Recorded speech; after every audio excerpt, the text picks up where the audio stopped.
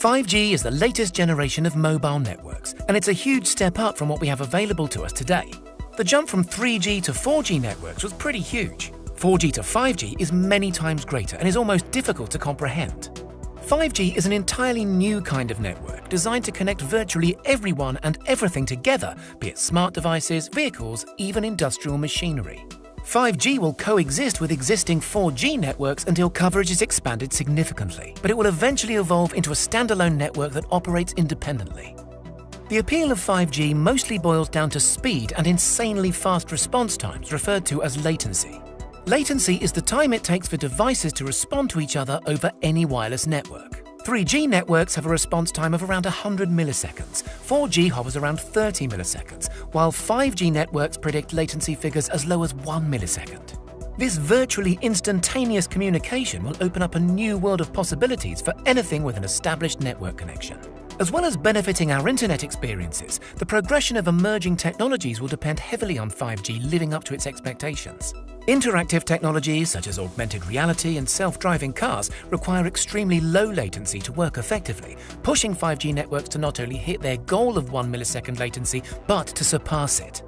So how does 5G work?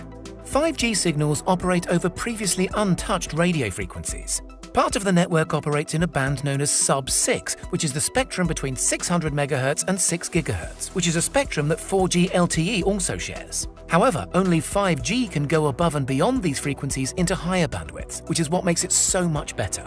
5G can and will utilize a higher band of radio frequencies, from 24 GHz to as high as 86 GHz, resulting in far higher data rates and performance, but with the trade-off of reduced range. These new 5G radio waves can carry way more data to and from devices, they just can't carry the increased load quite as far. This means that providers have to install a large number of small cellular towers in close proximity to each other to actually deliver the network. These towers hold cell sites that are about the same size as a pizza box. They can be easily fixed to building roofs or light poles, but each one has to be physically installed, which is why the rollout of widespread 5G is going to take quite some time. When these cell sites are in place, they'll be able to beam signals to specific locations where they are needed most. This is far better than how conventional radio towers deliver signal, which is to spread it anywhere and everywhere, regardless of site-specific demand. 5G operates on 3 different spectrum bands between 600 MHz and 86 GHz. While these numbers might just sound like useless statistics, they'll end up having a noticeable effect on your everyday use, especially in the early days of 5G. The 3 spectrum bands that your 5G network will operate on are 1. Low-band network, which is the most common band used by carriers in the US for 4G LTE. Low-band spectrum offers the widest coverage and best wall penetration, but it doesn't offer any great shakes in the speed department. 5G running on the low-band network will only run around 20% faster than current 4G, with peak data speeds topping out at around 100 megabits per second. 2. High-band spectrum, which offers the highest performance for 5G, however, it's not without its drawback either.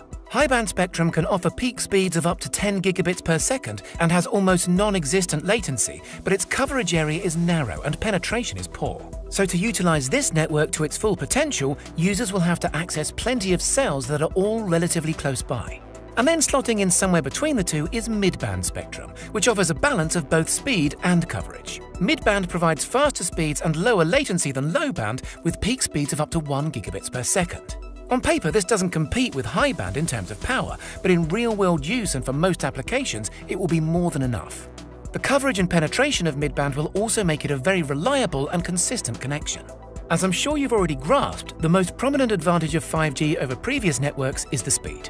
The predicted 5G speeds of up to 10 gigabits per second mean a 100 times increase in performance compared to existing 4G networks. Users of high-band 5G will be able to do things like download movies in under 10 seconds as opposed to several minutes and seamlessly watch 8K 3D streams whilst out and about. Examples such as these are great for visualizing the power of 5G, but it's important to remember that the speeds will also unlock the full capabilities of other emerging technologies, including self-driving cars, drones, virtual reality, augmented reality, and of course, the Internet of Things. The Internet of Things, also known as massive machine-to-machine communications, is the collective connection of billions of devices without any human intervention. This widespread connectivity has the potential to revolutionize how we do pretty much everything. The Internet of Things exists right now, consisting of around 25 billion devices, but this is said to triple by the year 2025 and then continue growing thereafter. Another speed advantage of 5G is latency improvements. 5G latency will be around or less than 1 millisecond, which is quicker than human visual processing. This makes it possible to control devices remotely in near real time. While communications, manufacturing and logistics will all reap the rewards of lower latency, gamers will also benefit greatly from the 5G rollout.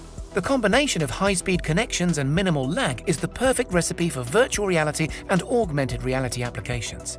Industries that use these technologies are due to explode in popularity as connectivity improvements make the experiences more seamless and immersive.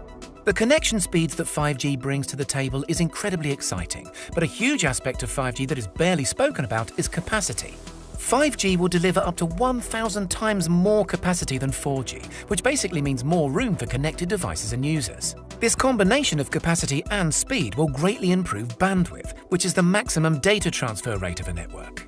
5G can transmit amounts of data that would be inconceivable on 4G LTE, allowing for perfect connectivity speeds even on crowded networks. People have always struggled with connectivity in busy places such as stadiums and festivals, but 5G will be able to handle the demand no problem. Businesses also struggle with the huge amounts of data that can flood in from customers and suppliers, forcing them to turn away potentially useful information. 5G will facilitate a large influx of data at any given time, giving businesses the opportunity to turn previously untapped volumes of data into actionable market knowledge. There are a ton of good things to say about 5G, making it even more strange that it's being discussed frequently for reasons that you wouldn't expect. There are many groups of people who believe that 5G is a toxic technology due to its microwave spectrum radiation and that it's going to slowly kill us all without realizing. Concerns surrounding cellular radiation are by no means new, and truth be told, nobody knows for sure how safe any cellular technology is, let alone 5G.